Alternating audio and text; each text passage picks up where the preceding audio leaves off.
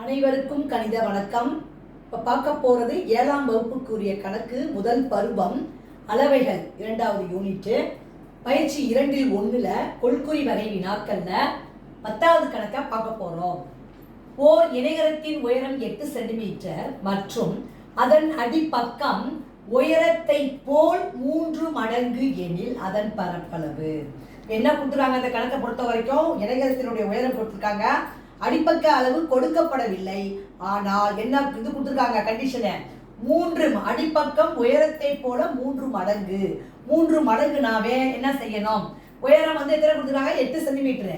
அப்ப உயரத்தை போல அடிப்பக்கம் வந்து என்ன கொடுத்துருக்காங்க? 3 மடங்குன்னு கொடுத்துருக்கப்ப 3ஆல மடங்கு என்றால் பெருக்க வேண்டும். 3ஆல 8 பெருக்கிறோம். 3 × 8 பெருக்கினால் வரக்கூடியது 24 சென்டிமீட்டர். இதுதான் வந்து இந்த இணைகரத்தினுடைய அடிப்பக்கம். அப்புறம் பரப்பளவு கேட்டிருக்காங்க. B × H சதுர அலகுகள் ஃபார்முலாவில் ரெண்டையும் அப்ளை பண்ணி நம்ம விடை கண்டுபிடிக்க போறோம். B னுடைய மதிப்பு எவ்வளவு? 24 பெருக்கல் உயரம் என்பது 8 கொடுக்கப்பட்டிருக்கு. இது ரெண்டையும் பெருக்கிட்டு வரக்கூடிய விடை தான் வந்து இந்த கணக்குக்குரிய விடையாகும். 24 8 பெருக்கணும்னா 192 சதுர சென்டிமீட்டர் கிடைக்குது.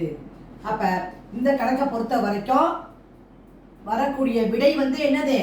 192 சதுர சென்டிமீட்டர். விடை வந்து 192 சதுர சென்டிமீட்டர். இந்த கணக்கை பொறுத்த வரைக்கும் உயரம் நேரடியாக கொடுக்கப்பட்டிருக்கு. அடிப்பக்கம் வந்து ஒரு குழு கொடுத்துருக்காங்க. என்ன கொடுத்துருக்காங்க? அடிப்பக்கம் உயரத்தை போல 3 மடங்குன்னு கொடுத்துருக்காங்க. அதனால அடிப்பக்கத்தையும் நம்ம தான் கண்டுபிடிக்கணும். 24 சென்டிமீட்டர். 3 × 8 24 சென்டிமீட்டர். இப்போ பியையும் ஹெச்சையும் வச்சு நம்ம பெருக்கி பரப்பளவு கண்டுபிடிச்சிருக்கிறோம். வரக்கூடிய விடை 192 சதுர சென்டிமீட்டர். புரிஞ்சுங்களா?